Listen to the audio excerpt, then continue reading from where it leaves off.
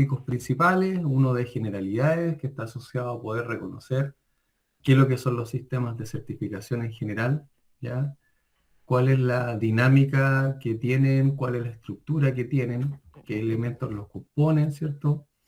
Y de ahí poder de alguna forma también centrarnos en lo que son los sistemas de certificación, específicamente de atributos de sustentabilidad.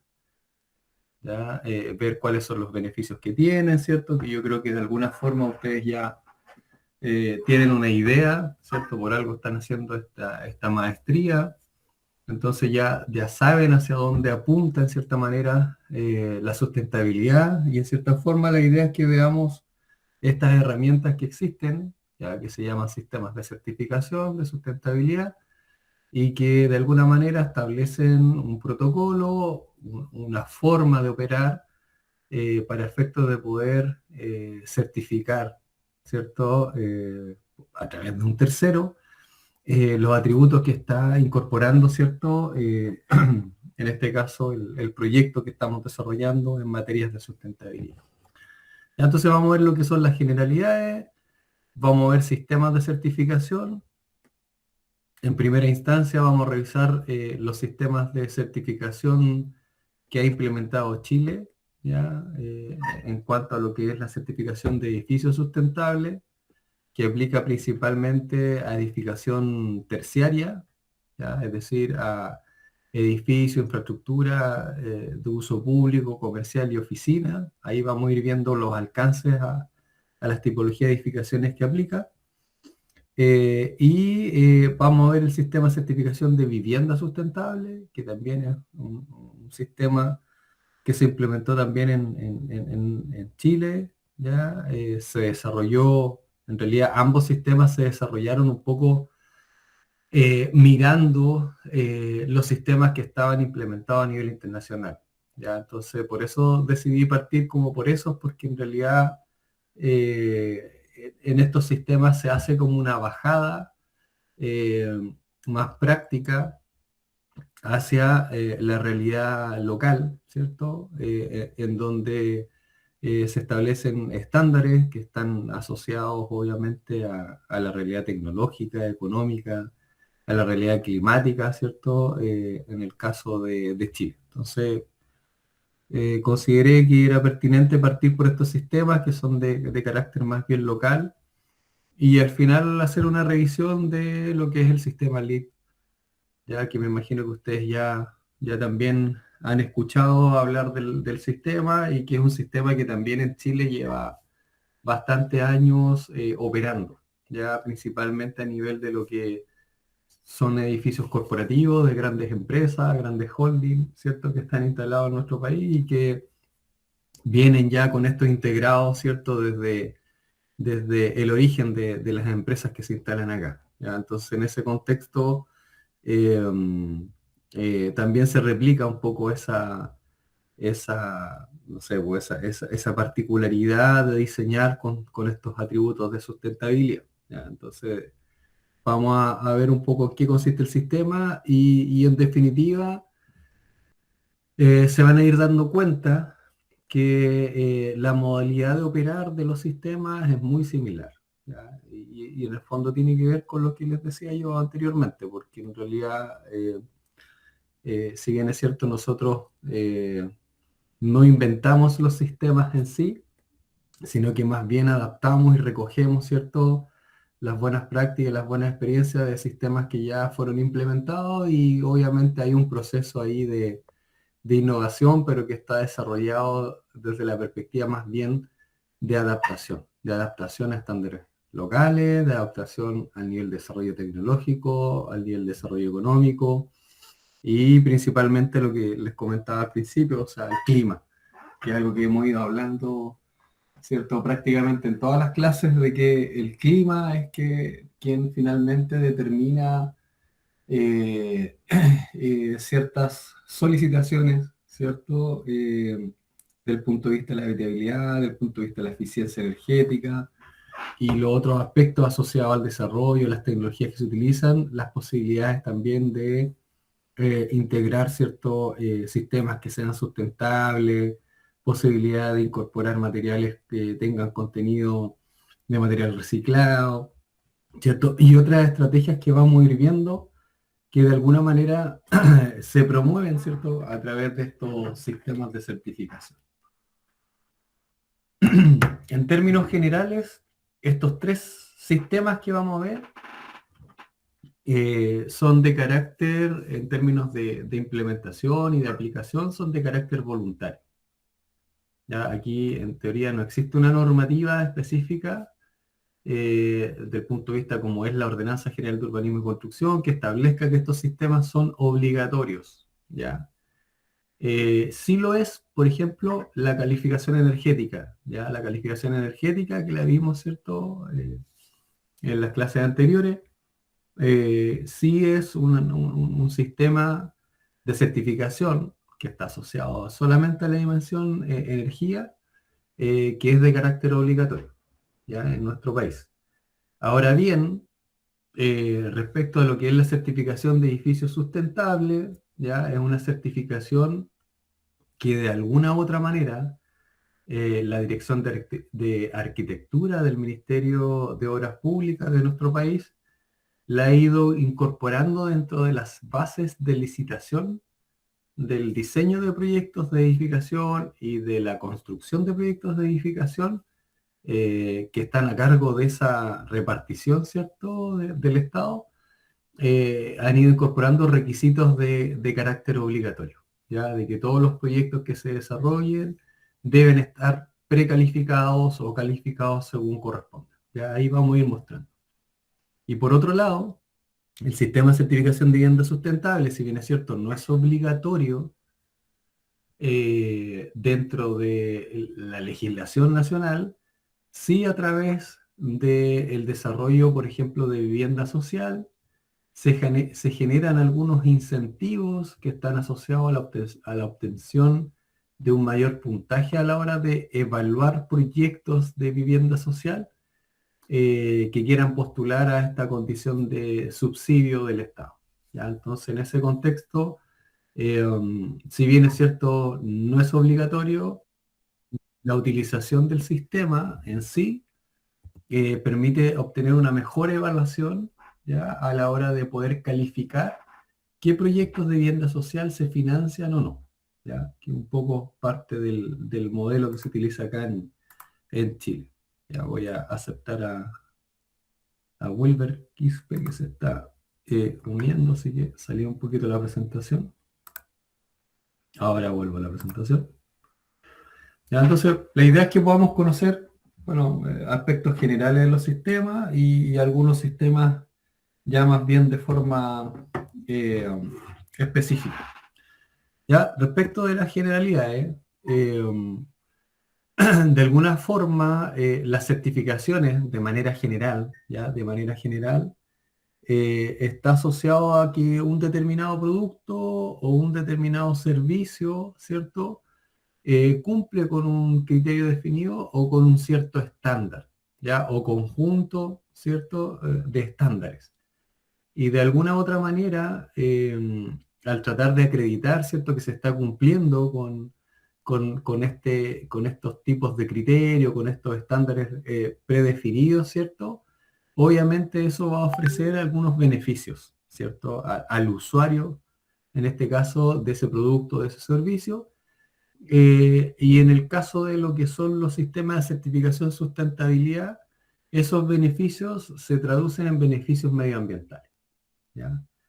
En donde los enfoques que se tratan de abordar del punto de vista de la evaluación y del análisis, ¿cierto?, de los proyectos que incorporan estos criterios, tiene un enfoque de análisis de ciclo de vida, ¿ya? Es decir, se analizan como todas las etapas del proceso de desarrollo de una edificación, es decir, desde la importancia que tiene la extracción de las materias primas, el origen de las materias primas, ¿cierto?, de los materiales que vamos a utilizar, ¿cierto?, hasta los procesos de fin de vida y de construcción, eventualmente, ¿ya? O sea, abarca las etapas de diseño, construcción y operación, ¿ya?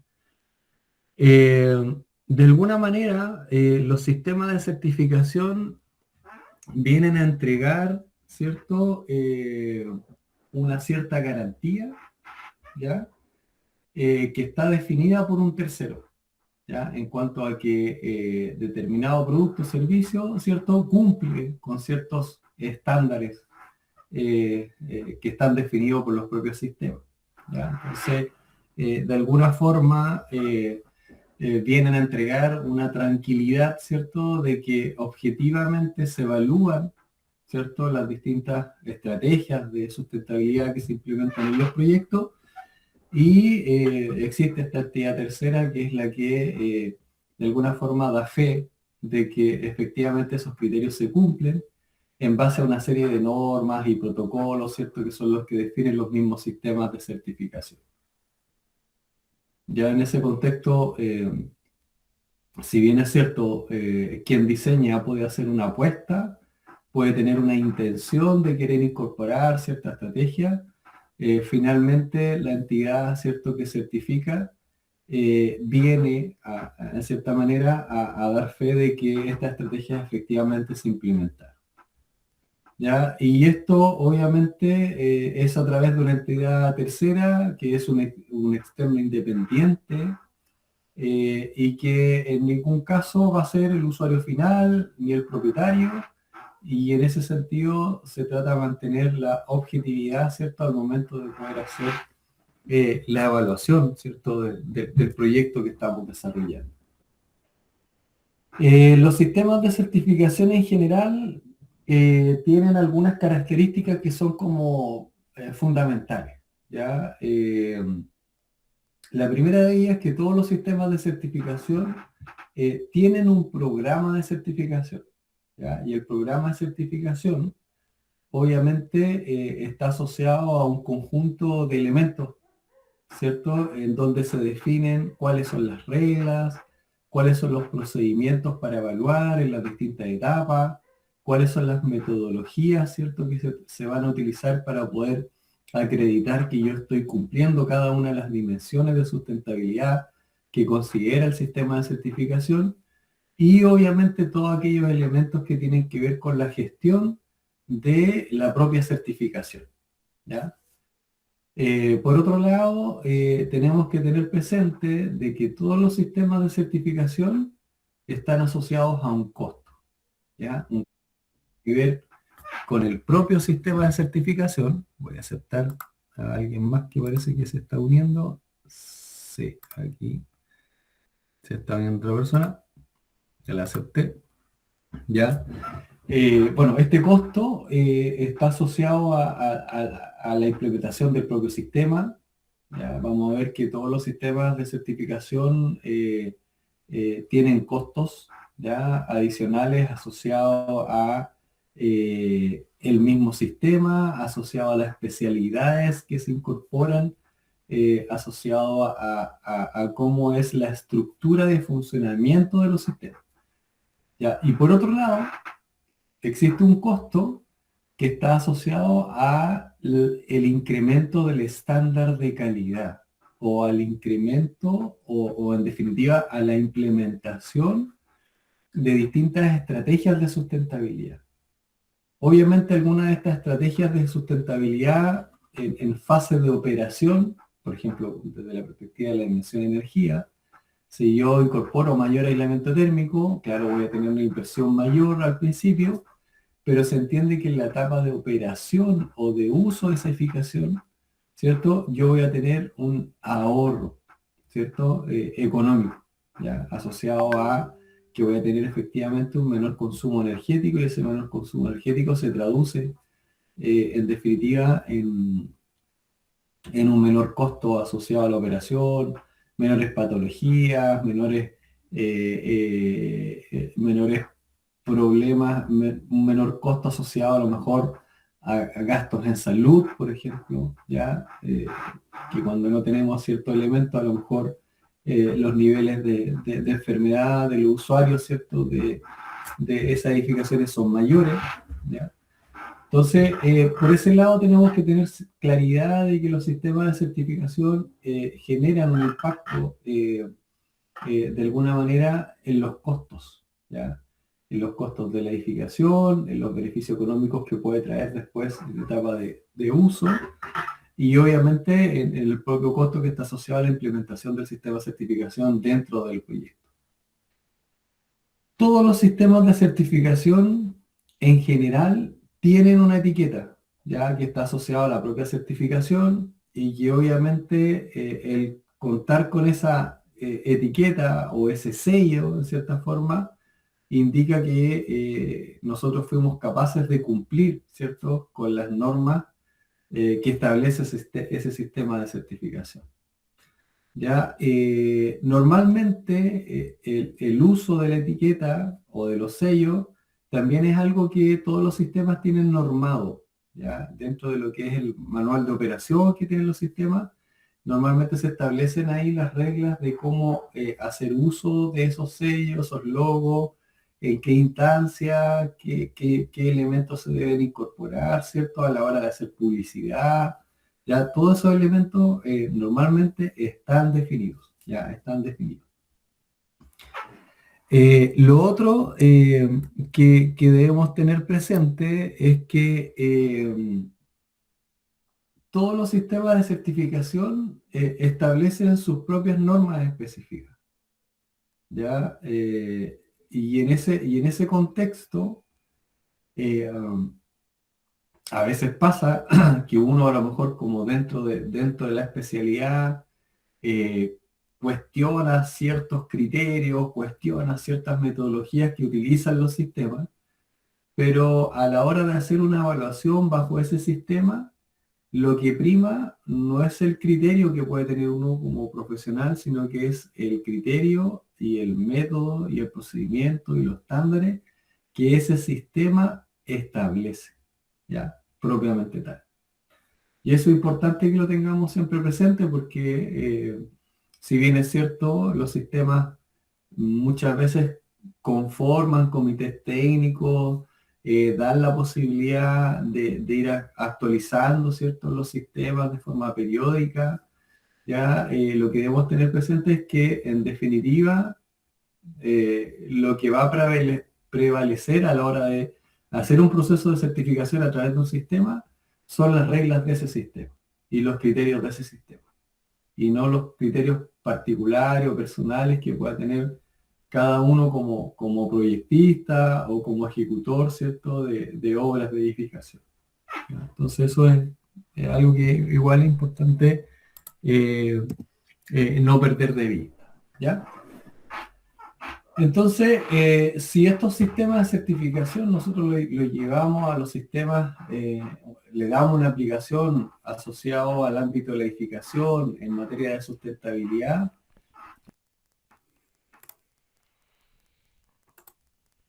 ya, algo que no les comenté respecto a la certificación de edificios sustentables es que esta certificación está operativa en nuestro país desde el año 2014. El año 2014 que estamos funcionando con el sistema de certificación.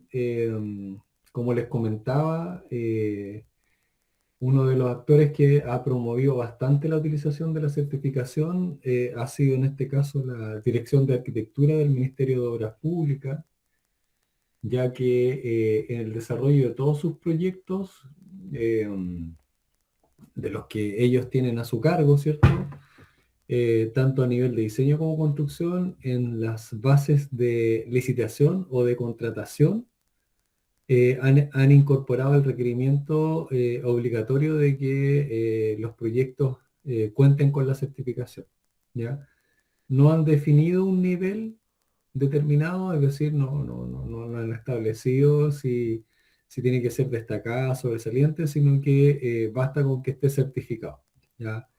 Eso es como una forma de promover, ¿cierto?, la utilización del sistema.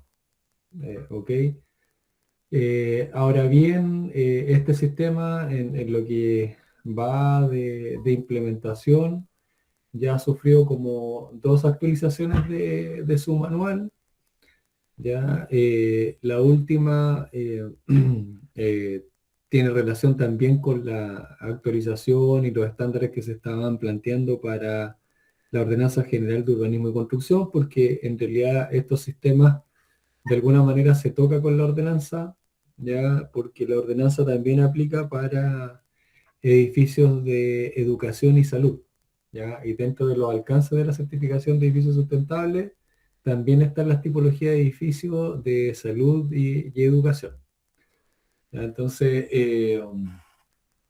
si bien es cierto, la certificación no cambió sus estándares mínimos, sí considera dentro del sistema que con el cumplimiento de por sí de lo que establece la ordenanza va a tener un mejor nivel de certificación en esa dimensión, en las dimensiones de acondicionamiento térmico principalmente. ¿Ya? La certificación de vivienda sustentable ya es un sistema que se empezó a utilizar en Chile a finales del año 2019 aproximadamente. Ahí partieron como con la primera versión de la certificación.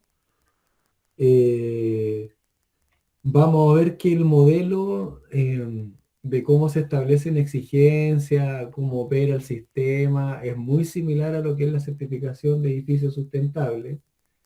Y también nos vamos a dar cuenta que es muy similar a lo que establece el LEED. A lo mejor hay algunos requerimientos o requisitos que son como más específicos y que a lo mejor están dentro de la certificación LEED, que tiene una mayor también alcance de aplicación, es un sistema que es un poquito más versátil porque puede ser utilizado en distintas tipologías de edificios, ¿ya? A diferencia, por ejemplo, de esta certificación particular, que aplica solamente para vivienda, o sea, para edificaciones de estilo residencial o de estilo vivienda, sean estas viviendas unifamiliares o edificios departamentos, ¿ok? Eh, y en este caso, por ejemplo, LEED tiene como la posibilidad de poder aplicar a distintas tipologías de edificios, ¿ya? Similar un poco a lo que hace la certificación de edificios sustentables. ¿Ya? Ya, la certificación de vivienda sustentable, bueno, ahí ustedes pueden ver la página web, ahí pueden consultar mayor información, toda la información está ahí, de hecho en algunos casos igual hay información técnica, también en algunos casos la definen como materiales de estudio, que es el material que también sirve como para poder prepararse y poder ser evaluador o asesor dentro del sistema de certificación. Acuérdense que ese rol lo pueden cumplir tanto personas jurídicas como personas naturales. Jurídicas me refiero a empresas, ya como personas naturales, cualquier profesional en el fondo que haya podido pasar por los procesos de evaluación y para poder quedar acreditado dentro del sistema.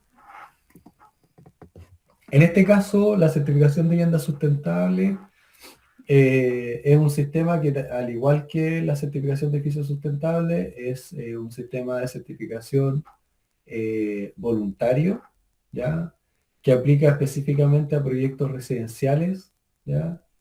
Y porque puede ser aplicado a vivienda nueva, ya sea de origen público o privado, o sea, pueden ser viviendas sociales que se certifiquen a través de este sistema, o también pueden ser proyectos privados, ¿cierto? De empresas inmobiliarias, proyectos particulares que quieran ser obviamente certificados a través de esta herramienta. ¿Ya? Obviamente acá el objetivo, al igual que la certificación de edificio sustentable y que todas las certificaciones de sustentabilidad en general, es promover siempre la incorporación de criterios de sustentabilidad en la industria de la construcción. ¿Ya? Y de alguna forma, desde el punto de vista de la política pública, lo que se busca es poder transformar también el mercado de la construcción y generar obviamente un mercado y un sector que cada vez sea más sostenible en el tiempo, ¿ya? Y sustentable en todos los actores que forman parte de la cadena de valor, ¿cierto? De lo que es el proceso de ejecutar un proyecto de edificación. ¿Ya? La certificación en este caso de vivienda sustentable fue desarrollada en este caso por el Ministerio de Vivienda y Urbanismo. ¿Ya?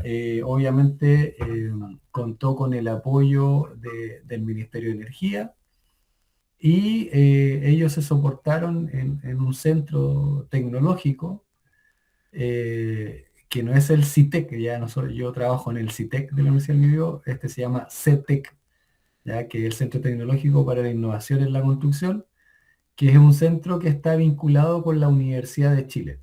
¿Ya? El CITEC como tal está vinculado a la Universidad del Biobío, ¿ya? Que es donde nosotros trabajamos en realidad con el profesor Bobadilla. Ahora bien, el mismo CITEC, ya si bien es cierto fue el mismo CETEC, perdón, que si bien es cierto fue parte del desarrollo del sistema, ellos asumieron el rol de entidad administradora. ¿Ya? Vamos a ir viendo que acá quien desarrolla la herramienta, en este caso es el Ministerio de Vivienda, pero quien la administra, en este caso, es una entidad tercera, que es este centro tecnológico que está vinculado en este caso a la Universidad de Chile. Como les decía, ¿cierto? El alcance de este sistema de certificación aplica a viviendas nuevas, ¿ya? Principalmente, indistintamente del origen del financiamiento del desarrollo de estas viviendas, ya sea público o privado, ya pueden ser viviendas que sean pareadas, aisladas, continuas, pueden ser viviendas que sean parte de un condominio o que sean parte de un edificio en altura. Pueden estar emplazadas tanto en lugares rurales como urbanos y da lo mismo también la zona del país donde está emplazado el proyecto, en términos de poder identificar la zona térmica o la zona climática, ¿cierto? Porque en realidad el sistema también reconoce eso para efectos de poder establecer los requerimientos que aplican a un proyecto dependiendo de la zona de emplazamiento en la cual en este caso se encuentra. ¿Ya? Las ventajas y beneficios que declara el sistema son básicamente las mismas que declaran todos los sistemas: mejora calidad de vida de las personas, menos gastos en las cuentas de fin de mes, ya lo traduce a un lenguaje más coloquial, ¿cierto? Que pueda entenderse de mejor forma por parte de los usuarios, ¿ya? Y menor impacto medioambiental, ¿ya? Que es un poco lo que hemos visto que todos los sistemas o el sistema anterior también obviamente promueve. ¿Cuál es la gobernanza y cuál es el procedimiento? Ya acá vamos a ir viendo las dos cosas en paralelo. ¿Ya? Aquí, por ejemplo, dentro de los actores aparece el mandante o quien es el gestor inmobiliario, ¿cierto? Quien es el que va a desarrollar un proyecto de vivienda, quien él de forma directa o a través del apoyo de un asesor registra el proyecto, ¿ya? Y eso de elegir, a veces el sistema permite elegir y otras veces el sistema designa ya eventualmente a un asesor. ¿Ya? Han habido casos en donde efectivamente la inmobiliaria o el mandante establece de que ellos tienen una relación, ¿cierto?, contractual con un determinado asesor y se da la posibilidad de que eso sea así, pero por lo general es la entidad administradora quien asigna al asesor dentro de los asesores que están habilitados para poder utilizar el sistema. ¿Ya? Entonces, una vez que ya el proyecto tiene asignado un asesor, es el asesor quien prepara, ¿cierto?, toda la información, ¿ya? Que dé cuenta de la evidencia la evidencia que permite declarar que efectivamente yo estoy cumpliendo, ¿cierto?, con los requerimientos que establece el propio sistema. ¿Ya? Y eso parte obviamente con el control documental asociado a lo que son los planos, las especificaciones técnicas, fichas, y de ahí el asesor normalmente va generando como una especie de informe, de mini informe, por cada una de las dimensiones que está declarando cumplimiento, y ahí va generando la memoria de cálculo respectiva, en el caso que corresponda, o los anexos que sean necesarios para poder declarar que estoy cumpliendo, ¿cierto?, con el requerimiento. Ya, toda esa información ya, que tiene que documentar el asesor, la sube en este caso a la plataforma, ya que existe una plataforma dentro de la misma página web del sistema de certificación. Hay un link, una pestaña en donde uno ingresa como asesor o como mandante, dependiendo del rol que uno tenga, y puede empezar a registrar toda la información asociada a un proyecto y hacer envío. Una vez que yo cargué toda la información, tengo todas las dimensiones ya definidas respecto de los requerimientos que voy a cumplir y que quiero obtener puntaje para poder conseguir un determinado nivel de certificación, yo hago envío, ¿cierto?, de esa información a través de la plataforma. Ya, esa información llega al administrador del sistema y en este caso el CETEC, que es la entidad administradora, designa un revisor. ¿Ya? El CETEC no tiene revisores internos, entonces ellos manejan revisores externos. ¿Ya? Y eso, en el fondo, esos revisores externos como que le prestan servicio, en este caso al CETEC, y hacen los procesos de revisión. Ya para poder ser revisor, uno tiene que también estar acreditado como asesor. Ya asesor dentro del sistema, tiene que pasar por esas pruebas de evaluación, donde se acreditan competencias y conocimientos mínimos respecto de las dimensiones de sustentabilidad. Ahora, vuelvo a insistir en lo mismo. Ya, en general, los procesos de evaluación que están asociados a estos sistemas de certificación, lo que buscan es de alguna manera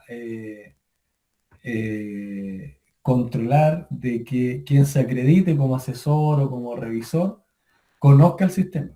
Entonces, la mayor cantidad de preguntas que están asociadas al proceso de evaluación como tal del proceso de, de- de asesor o del proceso de revisor están asociados al sistema como tal. Entonces, para eso lo fundamental es conocer el manual, saber cómo opera, saber cuáles son los indicadores, cuáles son las metodologías que se utilizan, tener claridad en ese sentido y tener algunos elementos, obviamente, básicos de metodologías, de cálculo, que en algunos casos obviamente también se pasan a través de módulos de posgrado, ya sean diplomados o programas de magíster, ya como este en el fondo. ¿Ya? Lo principal es conocer el sistema, saber en qué consiste el sistema. Ahora, entendiendo que por la cantidad de dimensiones que son, no necesariamente uno va a saber de memoria todos los parámetros y todas las dimensiones. O sea, normalmente cuando uno hace un proceso de revisión o hace una asesoría, uno va haciendo, va consultando de forma permanente el manual, como para ir viendo y guiando un poco el proceso. Ya, obviamente en la medida que uno va haciendo cada vez más procesos de evaluación o de asesoría, ya es algo que se va internalizando y uno lo va conociendo, pero al principio lo normal es que uno vaya apoyándose de forma permanente en el manual como para ir chequeando ciertos criterios y ciertos elementos, ¿ya? Pero obviamente ya en la medida que va pasando el tiempo ya uno va adquiriendo esa competencia y los procesos también de revisión y de acompañamiento son un poquito más rápidos. Ya, entonces es este revisor que chequea en el fondo la información que subió el asesor, verifica obviamente que cumpla con todo lo que está establecido, ¿cierto?, en el manual de procedimiento, principalmente cómo presentar la información, cuáles son los medios de acreditación válidos para poder dar cuenta de que está cumpliendo con el requisito que está establecido en cada uno de los requerimientos. Y si existen observaciones, puede darse la instancia de que el revisor emita una observación. ¿ya? O sea, hay como elementos en el fondo que no se están cumpliendo, por ejemplo, como aquellos requisitos que se entienden como obligatorios, ¿ya? En algunos casos puede rechazar, ¿ya? Puede rechazar en ese caso la solicitud de acreditación.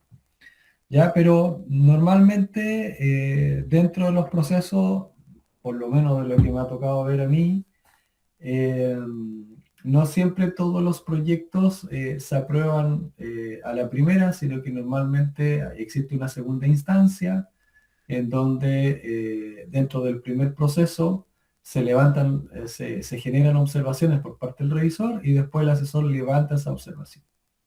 ¿Ya? Eh, Al principio, cuando partió el sistema, lo mismo pasó con el sistema de certificación de piso sustentable. Como era algo nuevo, ¿cierto? No había como un ordenamiento de cómo presentar la información y todos esos elementos, el mismo sistema lo fue mejorando.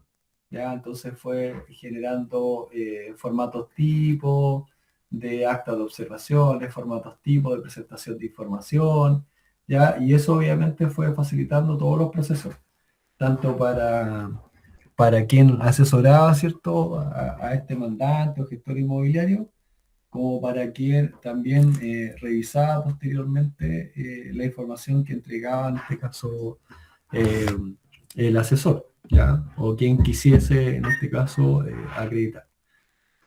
Ya, una vez que el revisor aprueba, envía los antecedentes de aprobación, en este caso al comité directivo de la certificación de vivienda sustentable, y ellos son los que finalmente emiten, ¿cierto?, el sello de certificación, ¿ya? Y ellos entregan el certificado, ¿cierto?, asociado al proyecto.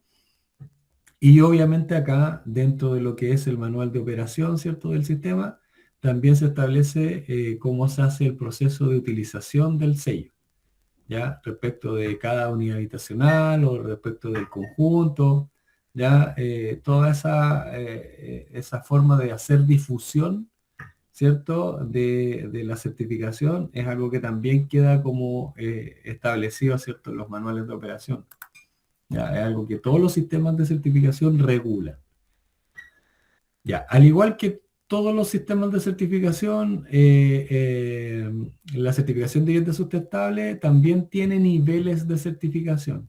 ¿Ya? El puntaje que se obtiene es un máximo de 100 puntos y tenemos tres condiciones de certificación, que es la vivienda certificada, la vivienda destacada o la vivienda sobresaliente. Y eso va en atención al puntaje, ¿cierto?, que nosotros vamos a conseguir dentro del sistema de certificación. Entendiendo de que también en este sistema existen requerimientos que son obligatorios y requerimientos que son voluntarios, ¿ya?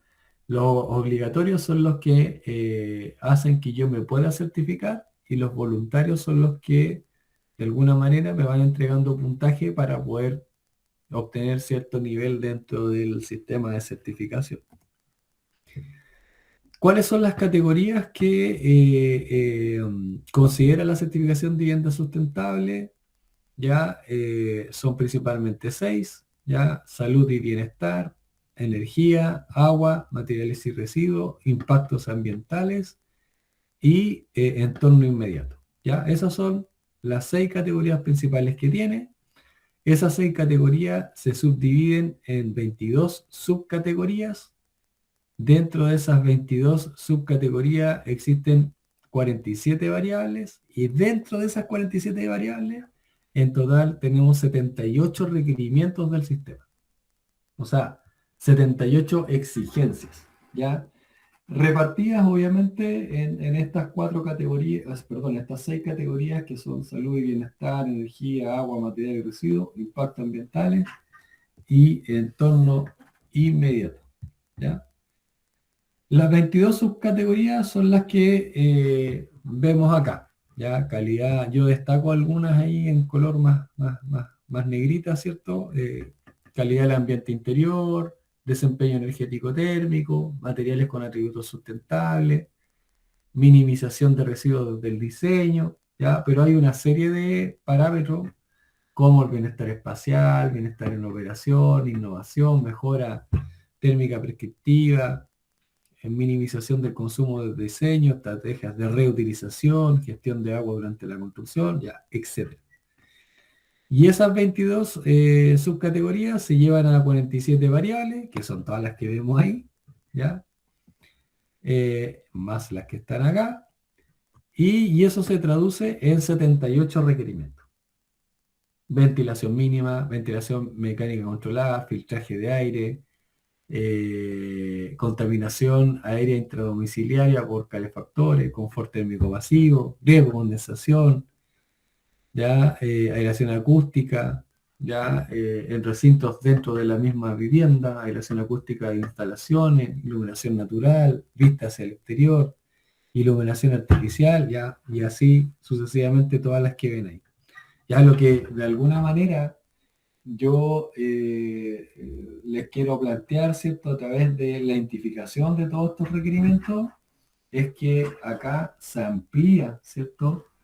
El nivel de elementos que yo debo considerar dentro de un proyecto. O sea, todas las dimensiones que de alguna manera yo tengo que ir abordando para poder optar, ¿cierto?, a una certificación, ya que en este caso es la certificación de vivienda sustentable.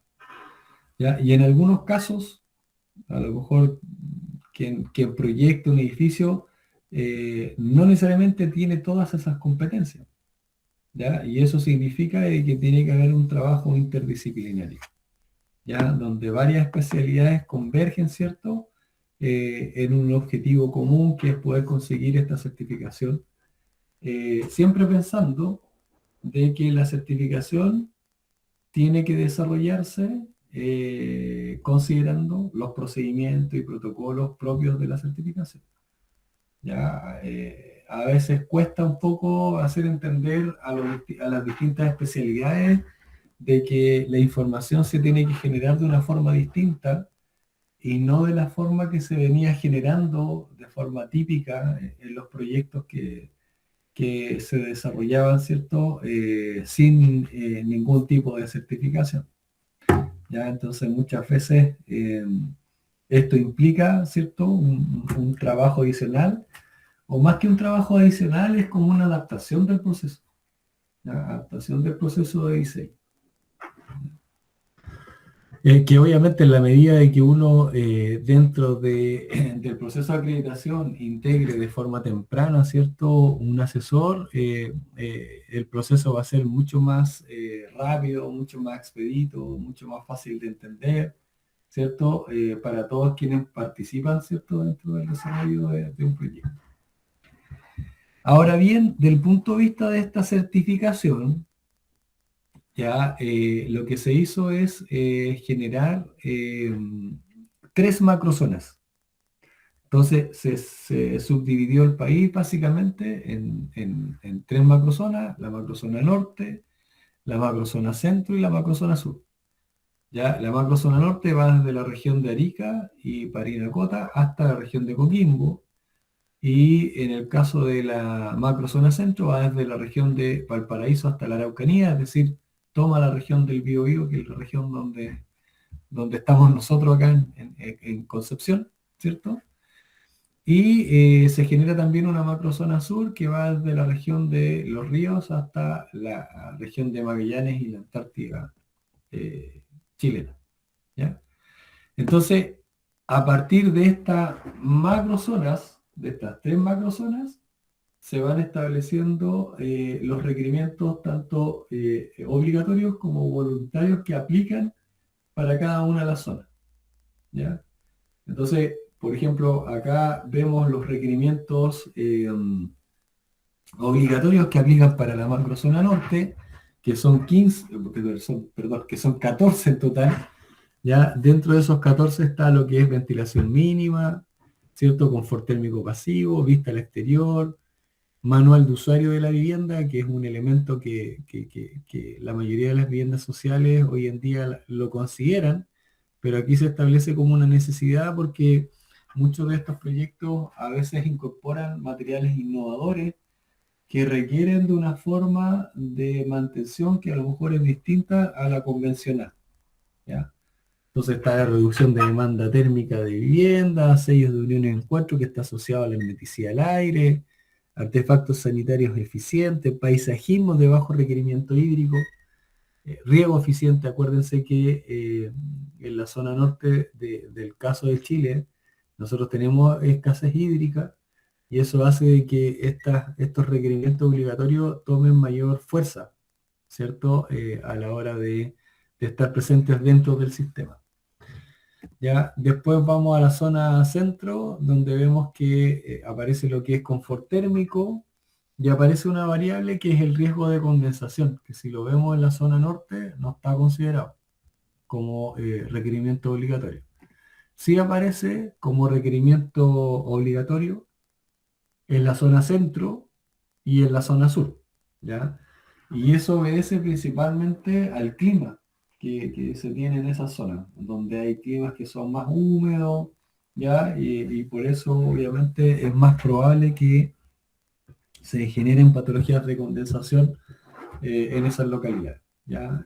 Zonas húmedas con temperatura relativamente baja y eso obviamente genera ciertas presiones de vapor y ciertas condiciones de temperatura a punto rocío que hacen que sea más factible que se genere condensación.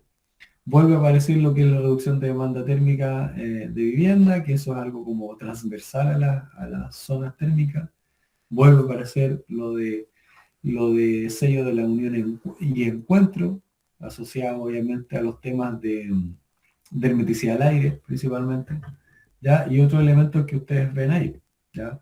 Requerimiento obligatorio en la macrozona sur, aparece confort térmico, vuelve a aparecer condensación, reducción de demanda térmica, que son como los transversales, la hermeticidad, ¿ya? Y así ahí vemos en el fondo todos los requerimientos que son obligatorios en este caso. Ya, aquí vamos a ir viendo, por ejemplo, cómo se plantean algunos de los requerimientos, ¿cierto?, que establece en este caso la certificación de vivienda sustentable, ¿ya? Que la forma y la dinámica de funcionamiento es como muy similar a lo que es la certificación de edificios sustentables y que lo que adoptan la mayoría de los sistemas de certificación, ¿ya?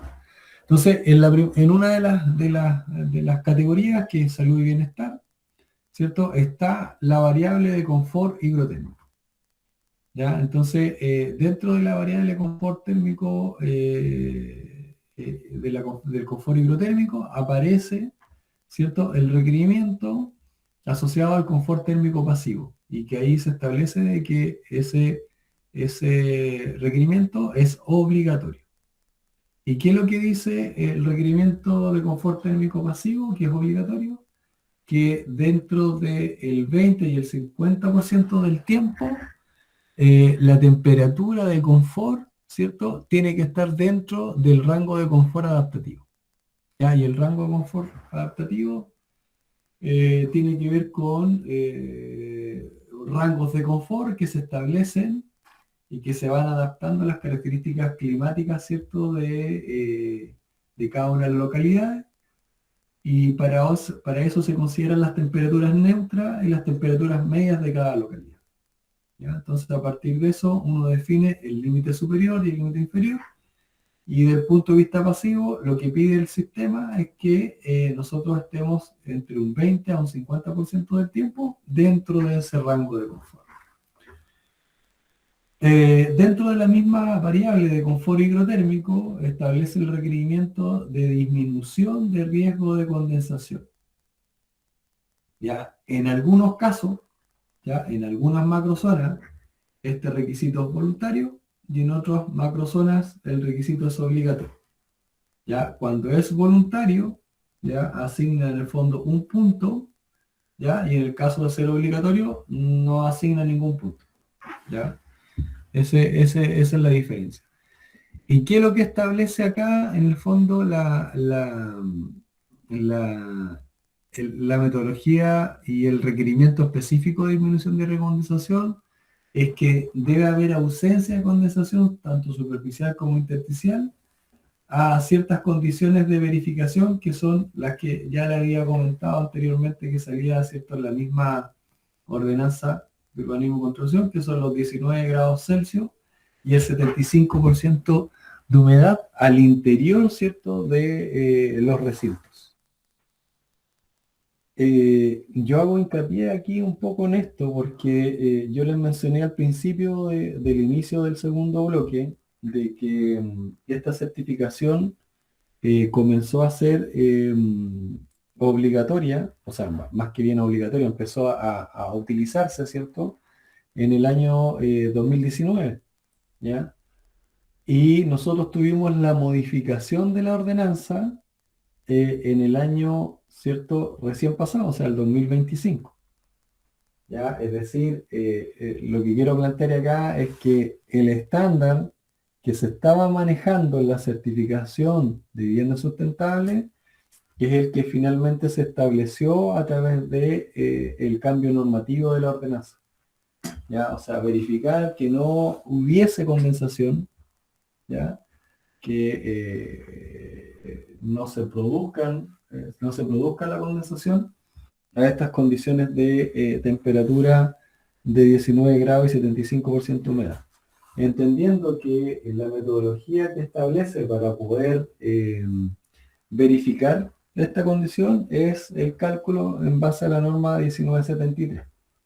¿Ya? Y eso establece que yo tengo que verificar considerando bueno, estos parámetros, más en relación a los parámetros de clima exterior, las temperaturas medias de las mínimas, ¿cierto? Y la humedad relativa equivalente a esa temperatura media mínima.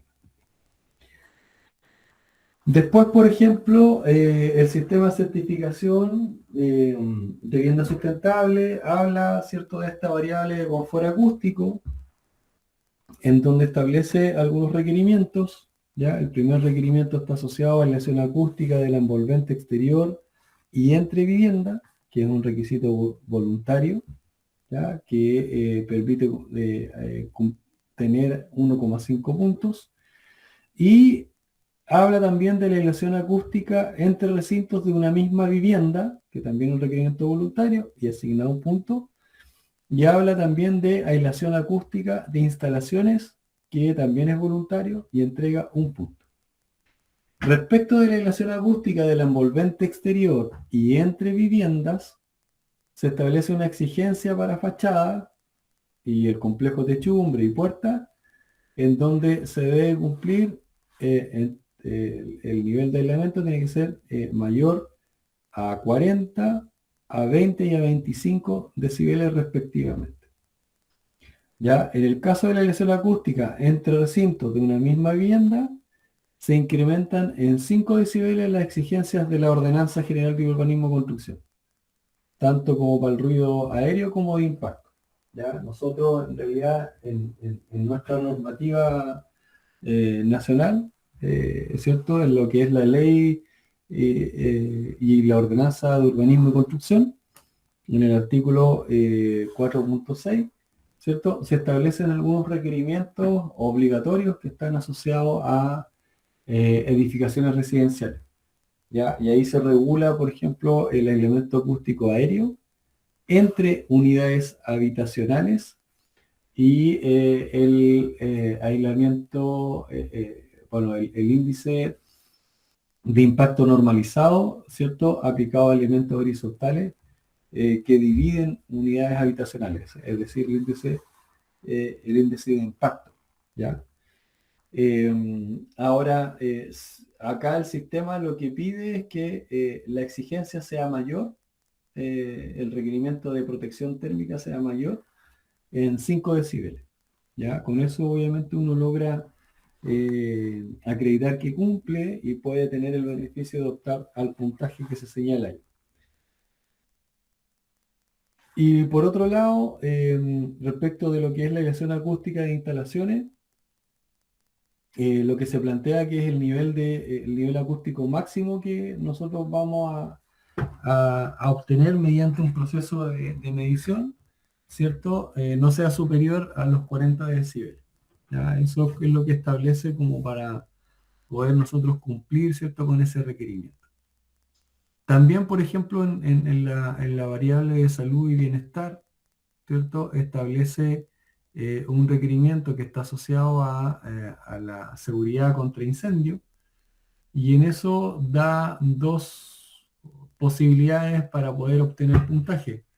Ya uno es la protección pasiva contra incendio, que podemos tener hasta un punto, y eso significa que todos los elementos constructivos tienen que tener una resistencia al fuego mayor o igual a un F60, y en el caso de techumbre, mayor a un F30. Ya la normativa nacional también establece un nivel de protección al fuego mínima, ya que se tiene que conseguir a través de los distintos elementos de cerramiento que conforman una edificación. Eso va a estar determinado por la materialidad con la que se desarrolla, ¿cierto?, la solución constructiva, la función que cumple el elemento, desde el punto de vista si es un elemento que es estructural o no, y va a estar también determinado por la cantidad de pisos que tiene la edificación. Y obviamente la carga de combustible, pero así uno establece cuál es el requerimiento de F que tiene que cumplir. Y el F60 o un F30, ¿qué es lo que significa? Que en el fondo nosotros tenemos 30 minutos para poder evacuar antes de que el elemento colapse estructuralmente. ¿Ya? Entonces, en algunos casos se habla de requerimientos a través de la normativa que puedan cumplir con un F15, ¿ya? Y aquí lo hace un poquito más estricta, y en ese sentido, por eso se da la posibilidad de poder optar a un punto en términos de cumplimiento de este requerimiento en particular. Y también se habla de protección activa contra incendio, y ahí lo que se habla es el hecho de poder incorporar dentro de el desarrollo de conjuntos habitacionales o edificios en altura o en extensión, ¿cierto?, planes de emergencia y evacuación. ¿Ya? Y ahí el requerimiento es que puedan cumplir con lo que se establece, ¿cierto?, en algunas directrices del propio Ministerio de Vivienda y Urbanismo en cuanto a cómo abordar estos planes de emergencia y evacuación, eh, cómo operan estos planes y qué elementos se tienen que considerar dentro del desarrollo de un plan de evacuación de ese tipo. ¿Ya? Existe también, por ejemplo, un requerimiento asociado a innovación, y aquí, si ustedes se dan cuenta, da un puntaje de 5 puntos, que es bastante.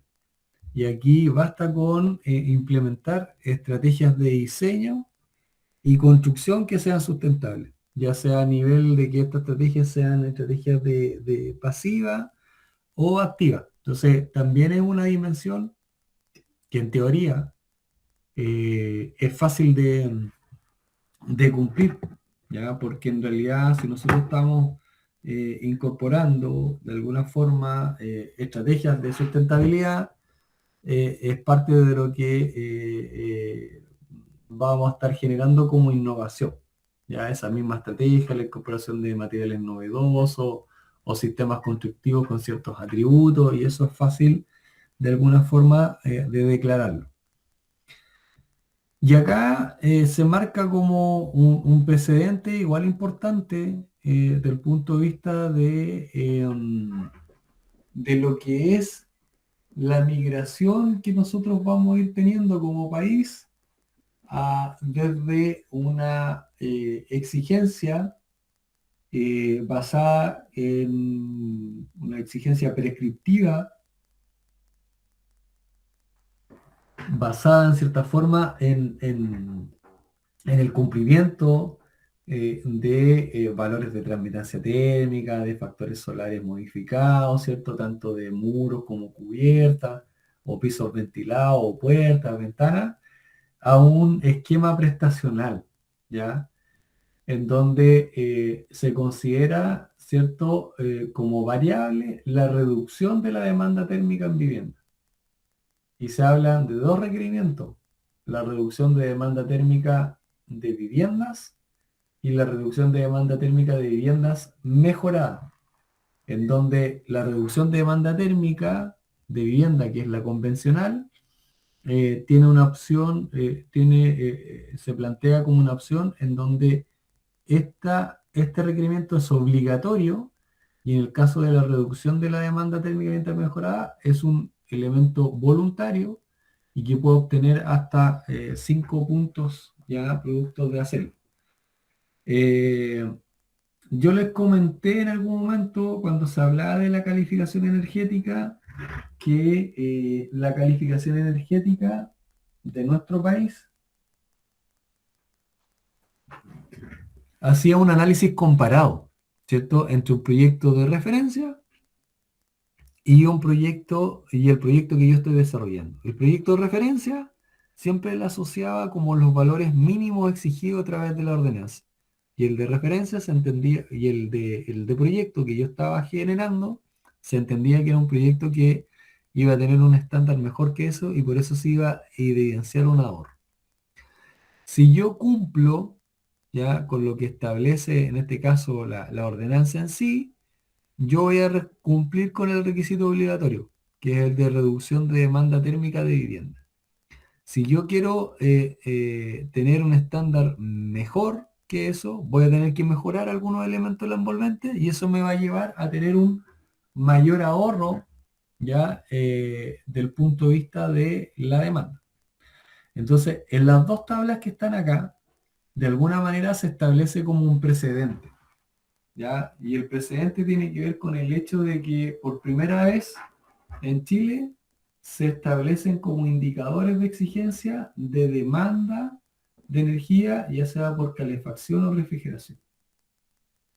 ¿Ya? Entonces, por ejemplo, nosotros en Concepción somos la zona térmica E, que es la que vemos acá, y la zona térmica E establece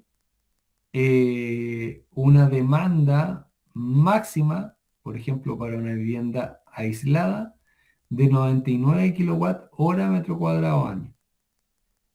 Si una casa pareada o continua, de 78, y si es un departamento, de 57 kWh metro cuadrado año.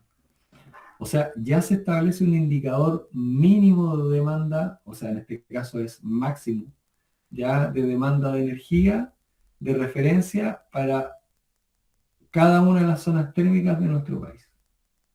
Y se hace también la discriminación de cuál es la demanda entre una casa que es aislada.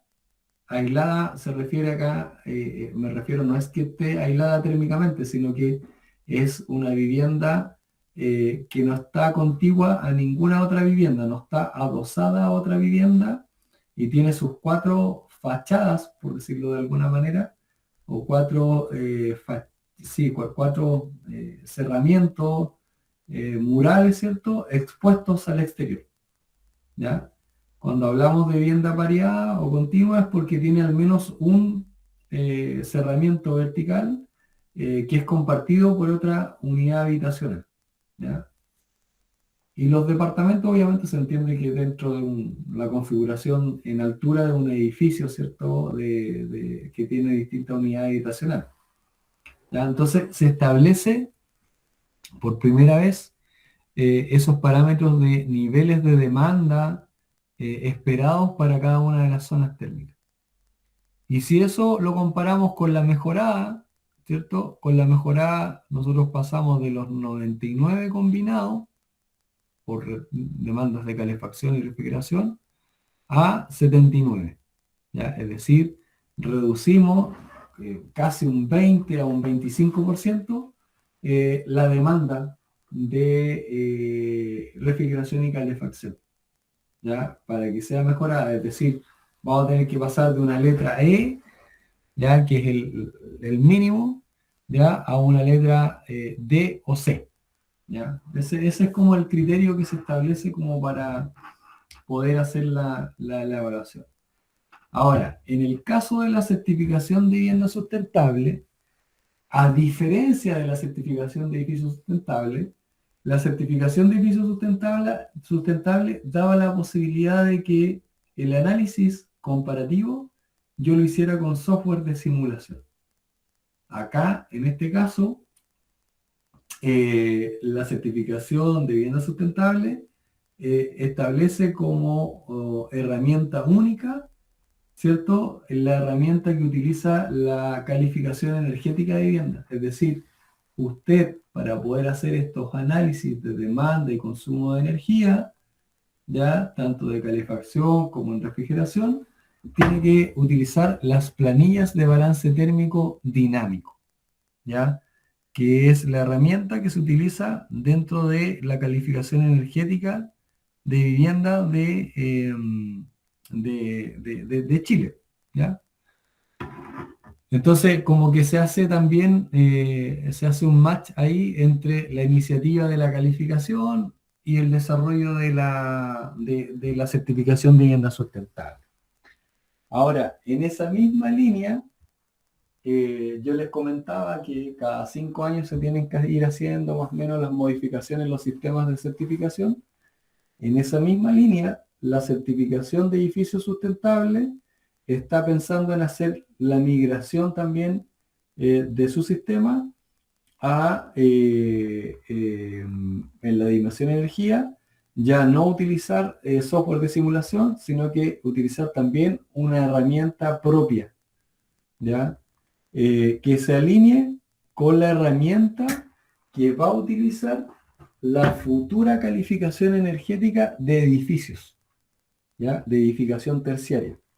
Ya esa herramienta está todavía en desarrollo. Yo creo que algo les comenté al principio, en las primeras clases, de que nosotros como centro de investigación participamos de el desarrollo de la primera etapa de ese estudio, en donde nosotros hicimos la propuesta recomendada de la herramienta a utilizar, ¿ya? Y dentro de las recomendaciones era alinearse en cierta forma con la herramienta de la calificación energética que ya existía, o sea, desarrollar un motor de cálculo similar, ya entendiendo de que eso también facilita la posibilidad de tener más profesionales que sepan utilizar la herramienta, ya entonces tenga un mayor alcance de aplicación, entendiendo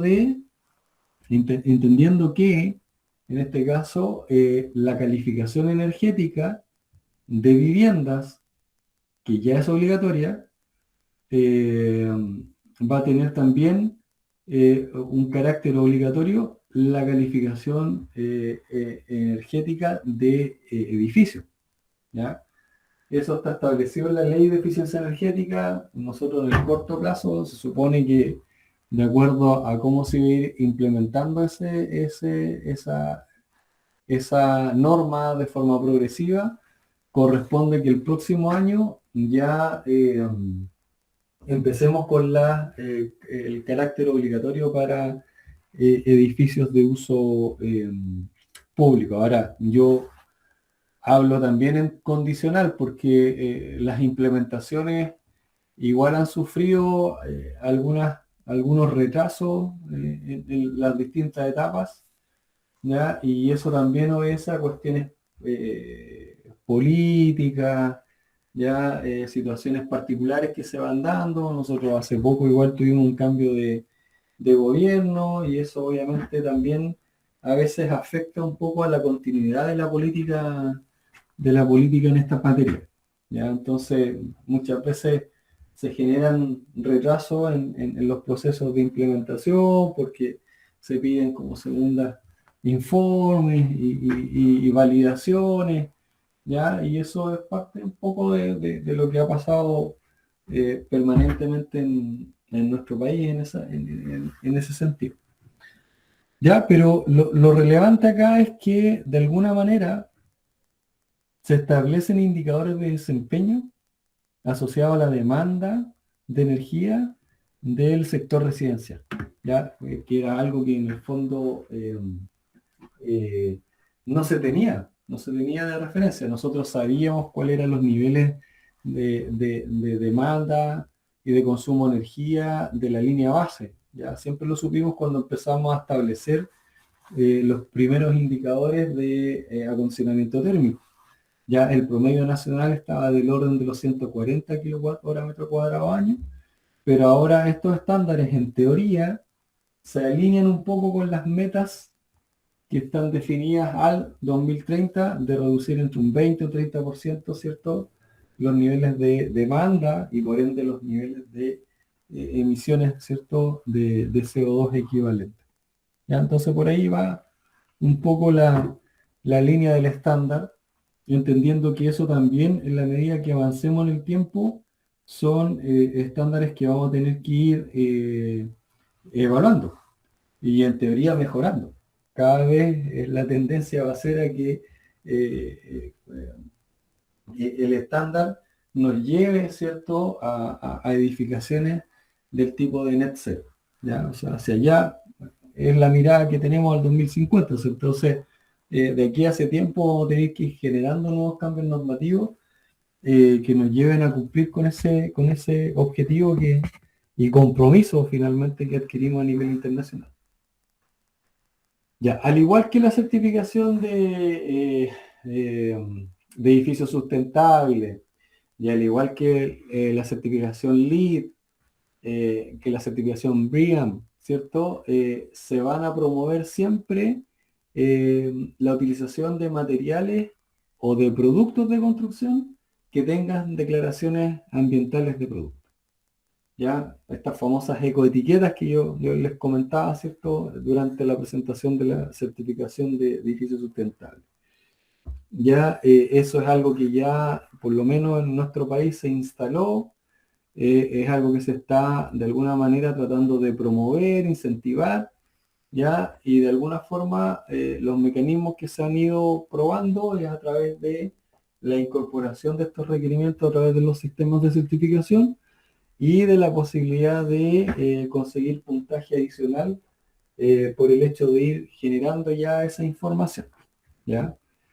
En este caso es un requisito voluntario que podemos obtener un máximo de 2,5 puntos y lo que se establece aquí como requerimiento es que al menos el 5% del presupuesto de las partidas que conforman elementos permanentemente instalados en el proyecto de vivienda deben contar con una declaración ambiental de producto.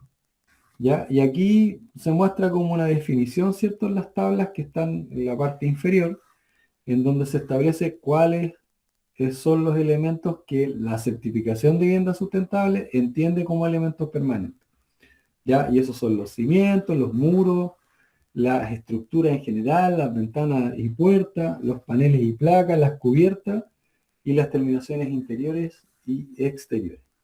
Ya, después muestra un cuadro que tiene relación con los elementos de madera permanentes, ¿cierto? Porque existen otras dimensiones que hacen alusión a los elementos de madera, ¿ya? Ahí los vamos a ver más adelante. Bueno, aquí está. Ya acá hay una variable que son maderas con certificación de gestión sustentable y lo que se promueve acá es la utilización de maderas que tengan un proceso de certificación de gestión de sustentable. Ya en Chile opera la certificación CEPFOR, ya que es una certificación que es similar al sistema FSC, ya FSC, que lo que trata de alguna manera velar porque el manejo del bosque del cual se obtienen los productos de madera tenga este tipo de certificación internacional. ¿Ya? Y acá el requerimiento, en este caso, es que al menos el 10% del presupuesto de las partidas que conforman elementos de madera permanentes deben contar con alguna certificación de manejo sustentable. Ya hoy día en Chile, si uno se mete, por ejemplo, a la página del CEPFOR, ¿cierto? Puede ver cuáles son los proveedores, en el fondo, de madera en Chile que cuentan con este tipo de certificación. Y uno inclusive puede descargar los certificados, ¿cierto?, con los periodos de vigencia que tienen, ¿cierto? Para poder, en el fondo, uno acreditar finalmente que está cumpliendo con este requerimiento. Ahora, el tema es que después en obra, uno tiene que acreditar que le compró a ese proveedor, ¿ya? Porque acá también la certificación de vivienda sustentable también tiene una instancia de precertificación y certificación. Precertificación está asociado a la etapa de diseño y certificación obviamente está asociado a la etapa principalmente de obra, ¿ya? De desarrollo del proyecto en sí.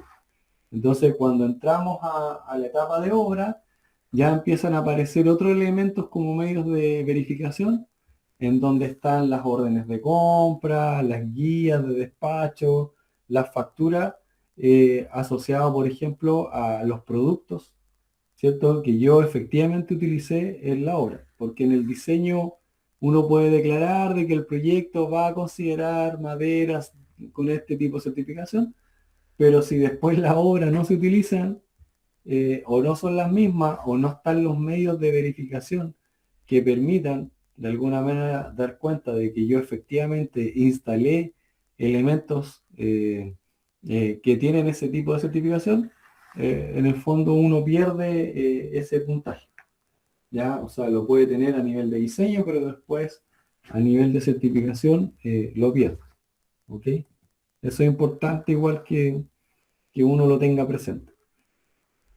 Dentro de materiales y residuos también está la variable de materiales nacionales o regionales. Ya, estos materiales nacionales o regionales en algunos casos son un requisito obligatorio y en otros casos un requisito voluntario. Ya, en las macrozonas que son voluntarias puedo obtener hasta 2 puntos dentro del sistema de certificación. Y aquí lo que se establece básicamente es que al menos un 20% del presupuesto total de la obra, en este caso, deberá corresponder a materiales extraídos, cosechados, recuperados y manufacturados en Chile. Y ahí el carácter nacional. Y por otro lado, regionales, dice que, o en su defecto, en un radio de 1000 kilómetros respecto del emplazamiento del proyecto. Y ahí se entiende regional. Ahora, esta igual es una dimensión que genera cierta suspicacia, porque en definitiva Chile es extenso, ¿ya? Y hablar también de un radio, ¿cierto?, de 1000 kilómetros respecto del emplazamiento del proyecto, yo no sé si realmente eso lo podemos entender como algo regional, en el sentido de que ya el hecho de desplazarme esa cantidad de kilómetros ya me va a generar un impacto. O sea, ya si nosotros hiciéramos un análisis de ciclo de vida de ese material, por el solo hecho de transporte va a tener una carga, una huella ecológica tremenda. Entonces, inicialmente, en Chile, lo que dio pie a la certificación de vivienda sustentable fue un documento que se desarrolló ya hace bastante tiempo atrás, que fue el Código de Construcción Sustentable, y que después migró a estándares de construcción sustentable. Si ustedes googlean en la web y colocan, por ejemplo, estándares de construcción sustentable en Chile, le van a aparecer unos documentos que fueron la base y los pilares de la certificación de vivienda sustentable. Y en ese primer documento, el radio se acotaba a 500 kilómetros, que es un poco más consistente. ¿Ya? Pero después, no sé por qué, eso se amplió a 1000 kilómetros. ¿Ya? Pero bueno, es parte de lo que quedó finalmente en el sistema. Y como les decía, uno puede estar de acuerdo o no con ciertos parámetros o discutir ciertos elementos, pero en definitiva el sistema lo establece así y uno tiene que verificar que esa condición se cumple. Podrá modificarse en un futuro, podrá ajustarse, pero mientras no suceda eso, obviamente uno tiene que aplicar el sistema como está definido. Otra variable que aparece dentro del ítem de materiales y residuos ya es materiales con contenido reciclado. ¿Ya? Y acá, en este caso, da la posibilidad de poder optar a 2 puntos. Y el requerimiento tiene en consideración que al menos un 10% del presupuesto de las partidas que conforman los elementos permanentemente instalados en el proyecto deberán contar con material con contenido reciclado. ¿Ya? Y acá lo que pide es la utilización de una ecoetiqueta tipo 1. ¿Ya? Las ecoetiquetas tipo 1, yo les mencionaba que existían como 3 tipos de ecoetiquetas. ¿Ya? La ecoetiqueta tipo 1, la tipo 2 y la tipo 3, ¿cierto? Ya, y las que estuvimos viendo como al principio eran las ecoetiquetas, ¿cierto? Tipo 3, que son declaraciones ambientales de producto, ¿cierto? Ya, y las ecoetiquetas tipo 1, ya, básicamente son es un análisis como comparativo, en donde se compara el material que yo tengo respecto de una referencia.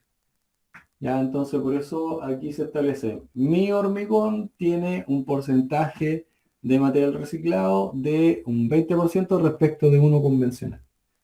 Ya es un tipo de ecoetiqueta que en el fondo la emite también una tercera persona independiente, ¿ya? Pero no se cuenta con información objetiva, ¿ya? Solamente es como un comparativo. ¿Cómo me comparo yo respecto de otro material? No hay mayores antecedentes respecto de las cargas ambientales que posee, ¿ya? Sino que eso se ve solamente en las ecoetiquetas tipo 3. Y las ecoetiquetas tipo 2 en realidad vienen a ser como autodeclaraciones, ¿ya? Como 100% reciclado, ¿ya? Pero no la emite un tercero, ¿ya? Entonces, por eso, en definitiva, los sistemas de alguna manera tratan de migrar a requerimientos que están asociados a declaraciones ambientales de productos, porque ahí hay un proceso de caracterización ambiental del producto, donde se establecen niveles de impacto que tiene y se hace también en base a un proceso estandarizado que son las ecoetiquetas y el análisis de ciclo de vida, ya mediante la serie 14.000 de las normas ISO. Eh, Dentro de lo que son los materiales y residuos también está la variable de estrategias para la optimización de materiales desde el diseño, ¿ya? Y aquí lo que se establece es que es un requisito voluntario que puede obtener 1,5 puntos, en donde se establece de que al menos un 20% del presupuesto total de la obra debe estar relacionado con estrategias para la optimización del uso y reducción de la generación de residuos de construcción, ¿ya?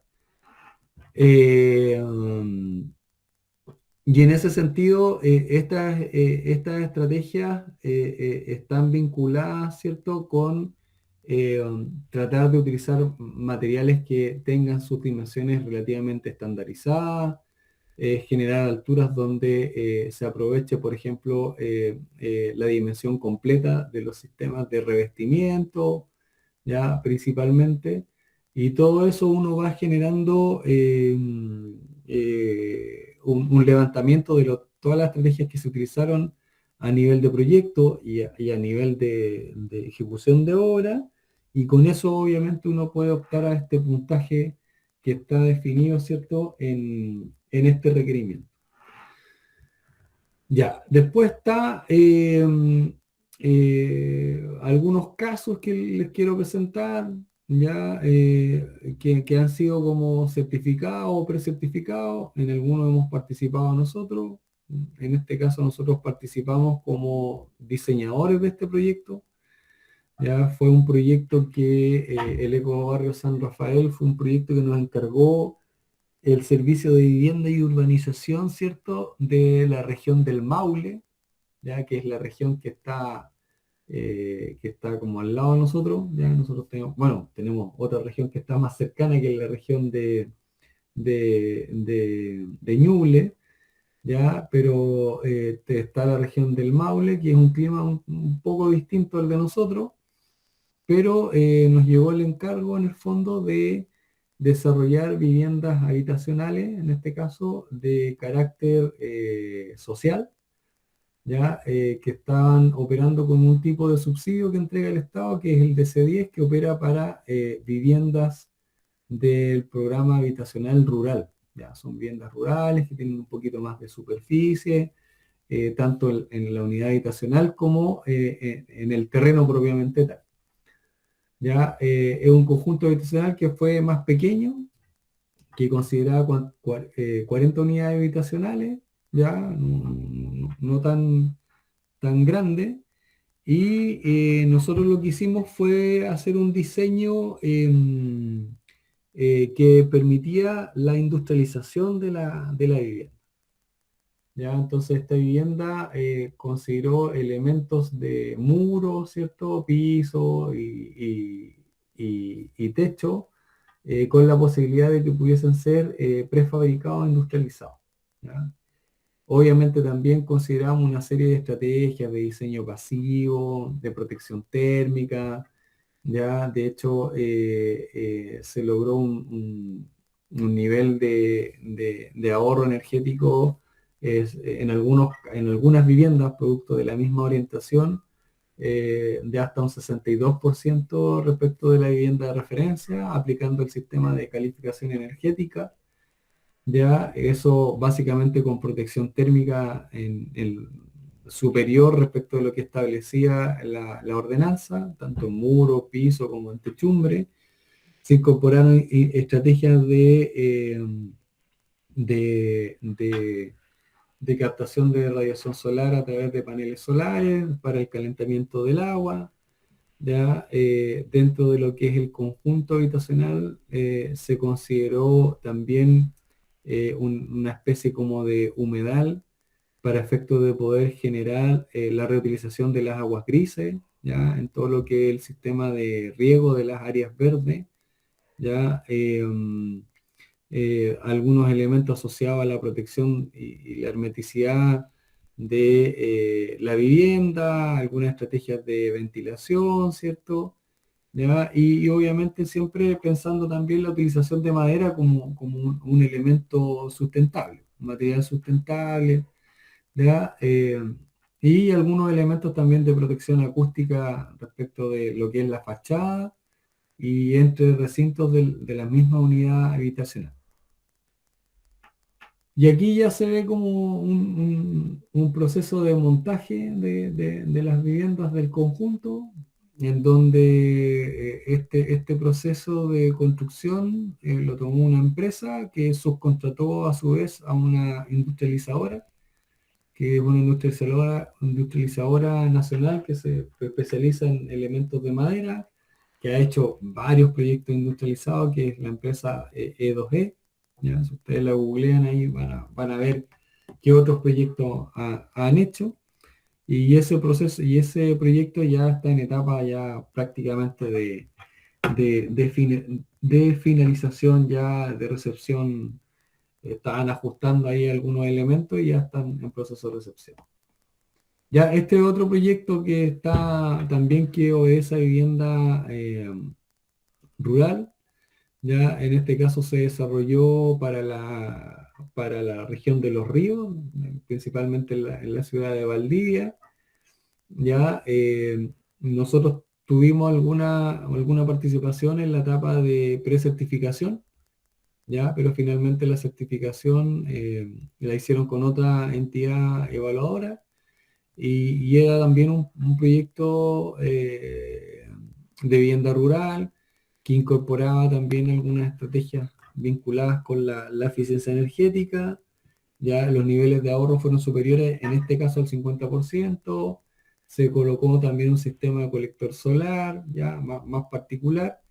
Si ustedes ven, tiene un sistema de ventilación pasivo. Ahí se ven unos dispositivos blancos que son unos aireadores que permiten de alguna manera la ventilación pasiva, pero es mezclado con un sistema mecánico, es decir, se configura un sistema de ventilación híbrido. ¿Ya? Es decir, tiene una serie de sensores al interior de temperatura, CO2 y humedad, y que en función a esos parámetros se va regulando la activación, obviamente, del sistema mecánico. Obviamente siempre se privilegia, en este caso, el sistema de ventilación natural, tratando de que obviamente los motores naturales generen las ventilaciones cruzadas, ¿cierto? Se active la ventilación convectiva por diferencial de temperatura, pero cuando eso no funciona, obviamente se apoya, ¿cierto?, a través del registro de estos sensores y se hace la activación del sistema. ¿Ya? Bueno, ahora viene el sistema LEED, ¿ya? Ya, pero yo estoy viendo la hora y estamos en un cuarto para las 11. El sistema LEED muchos elementos son muy similares a los sistemas que nosotros ya hemos visto, ¿ya? Entonces este sistema yo lo voy a dejar de tarea para ustedes para que lo revisen con detención en realidad. Los mecanismos son muy similares a todos los sistemas que vimos, de los sistemas que se implementaron en Chile. En realidad no cambia mucho. Existen algunas dimensiones que son como innovadoras, pero en estricto rigor el sistema opera de la misma forma.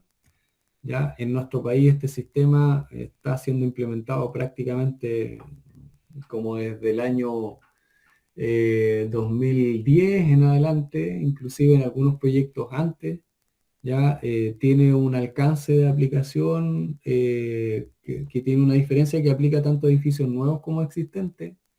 Ya uno puede también certificar partes del edificio, no completo. Si yo tengo, por ejemplo, un proyecto de edificio que en las primeras plantas tiene locales comerciales y los niveles superiores tiene unidades habitacionales, por ejemplo, yo lo puedo certificar de forma independiente, y para cada uno de esos destinos de edificio tiene obviamente también un manual propio en donde se establecen cuáles son los requerimientos que se tienen que cumplir. ¿Ya? Acá están como los distintos sistemas de clasificación, ya diseño de edificio más construcción, que son como las distintas condiciones sobre las cuales yo puedo evaluar distintos tipos de proyectos, pero en realidad este sistema es súper versátil, puede aplicarse a la gran mayoría de edificaciones, y para cada uno de los sistemas tiene como sus propias reglas, ya que son un poco los que se establecen acá en los distintos sistemas de clasificación, ¿ya? Dependiendo del uso que va a tener la edificación. Lo voy a ir pasando más rapidito porque en realidad es como la misma lógica de todos los sistemas. Bueno, el LEED igual tiene sus distintos niveles de certificación. El nivel básico del certificado, después está el Silver, el Gold y el Platinum, que es como el estándar top que tiene este sistema de certificación. Tiene como las mismas dimensiones que hemos ido viendo: calidad del aire, ya sitio sustentable, prioridad regional, ya transporte y locación, que son más o menos como las mismas dimensiones que abordan los sistemas. Acá lo que trato de mostrar de alguna manera, de que dentro del sistema puntuación siempre la energía tiene como una importancia relativa alta, ¿ya? Dentro de lo que es el sistema. O sea, uno normalmente, consiguiendo casi todos los puntos que están asociados a energía, ya asegura una base importante para poder tener cierto nivel de certificación. Ya después empiezan a aparecer el tema del agua, el transporte y la locación, que es algo que también releva harto el sistema, y la calidad del aire interior, ¿ya? Que también es algo que todos los sistemas van ponderando. Ya aquí están las distintas dimensiones, los niveles de puntaje que podemos tener. ¿ya? Y un poco el sistema es más o menos lo mismo que todo, ¿ya? Entonces tiene sistemas de puntaje, hay requisitos que son obligatorios y otros que son voluntarios. Los voluntarios son los que habla de crédito y los prerequisitos son los como los obligatorios que ustedes tienen que cumplirlo sí o sí, ¿ya? Si no, no te puedes certificar. Y de ahí van ya los créditos que son de carácter voluntario. Ya aquí se muestran algunos requerimientos particulares, ¿cierto? Y las opciones que tenemos para poder acreditar, ¿cierto? A poder acreditar el cumplimiento de esos requisitos. Ya, aquí está, por ejemplo, no sé, por la reducción del uso del agua en el exterior. Aquí tenemos dos opciones, ¿cierto? Que se desarrollen especies que no requieren, se incorporen especies que no requieren mayor irrigación adicional, que basta con lo natural, ¿cierto? Al menos para los 2 primeros años. Y la otra opción es una irrigación reducida, donde se requiera utilizar, se pueda reducir en un 30% el agua que se necesita para poder hacer los procesos de riego del paisajismo exterior. ¿Ya? Y así van otros de energía, lo mismo de simulación, da la opción de simulación, ya el tema de estacionamientos para bicicleta, se establece un mínimo por cada cantidad de usuarios que tenga la edificación, se establecen algunos requerimientos de la ubicación que tiene que tener, ya qué porcentaje de acuerdo a los usuarios permanentes y al usuario transitorio, ya que va a ser como la máxima carga de ocupación, ¿ya? Y así, etcétera. Ya no vamos a estar en mayor detalle porque es un poco la misma línea. En términos de los actores del sistema está el organismo certificador, el organismo revisor y el consultor. ¿Ya? La misma dinámica que vemos en todos los sistemas. El procedimiento de certificación es similar a lo que estábamos hablando, o sea, hay prerequisitos que son exigencias del sistema y después están los créditos, que son los voluntarios, que son los que me asignan puntaje, y con ese puntaje yo me puedo ir obteniendo un distinto nivel dentro del sistema de certificación.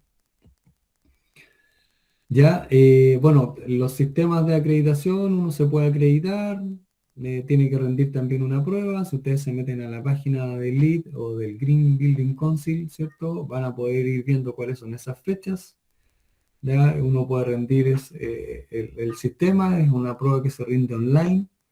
Ya, tiene un costo, creo que eso era el costo como cerca de $200, creo que estaba, no me acuerdo bien. Pero al final uno tiene que rendir una prueba y esa credencial se va renovando cada 2 años. ¿Ya? En el caso, por ejemplo, de las certificaciones de nuestra, la calidad de asesor se renueva cada 5 años, que es más o menos el periodo que se establece que se tiene que actualizar el sistema de certificación. Entonces, cada vez que en teoría hay como una actualización, de alguna manera se tiene que asegurar la certificación de que los asesores y los evaluadores también estén actualizados con el sistema y no sigan haciendo lo mismo que estaban haciendo siempre. Ya, por ejemplo, este es un proyecto que a nosotros nos tocó participar haciendo algunas evaluaciones. Ya, esta es la sucursal de un banco, que es el Banco BCI en Vitacura.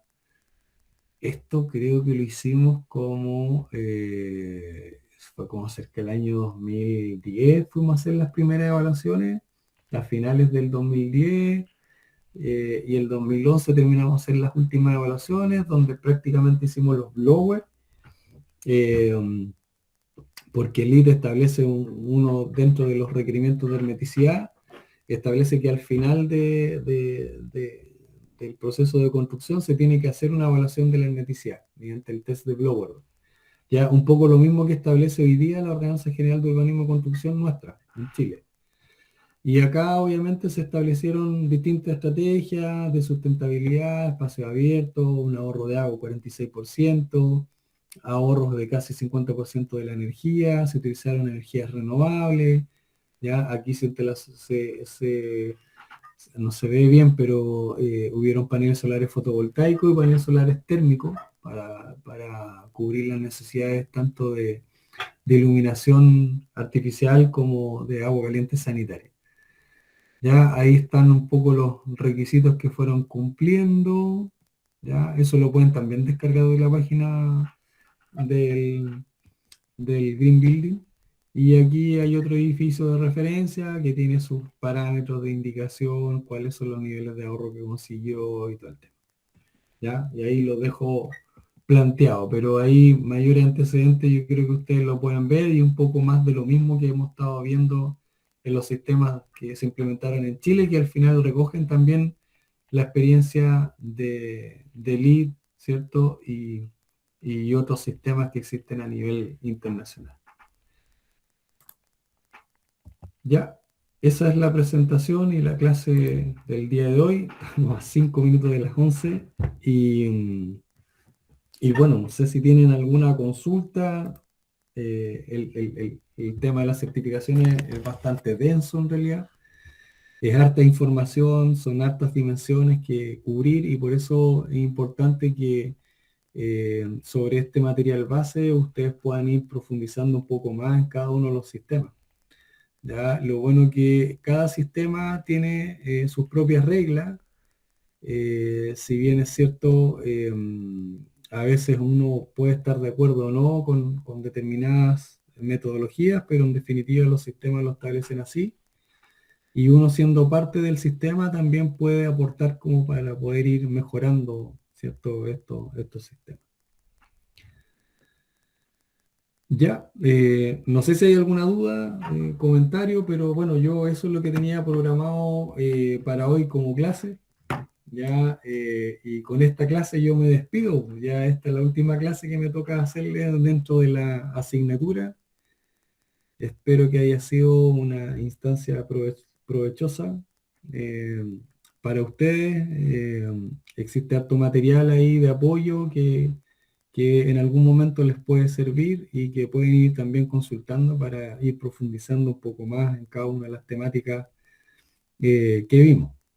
Traté de alguna forma tratar de traspasar un poco lo que ha sido la experiencia nacional en términos de cambios normativos, de implementación de sistemas, y entendiendo que es una experiencia cercana, que de alguna manera se hace una bajada al clima y también al nivel de desarrollo tecnológico, económico, que a lo mejor pudiese ser una mejor referencia a considerar a la hora de ir implementando ciertos elementos de esta naturaleza allá en Bolivia.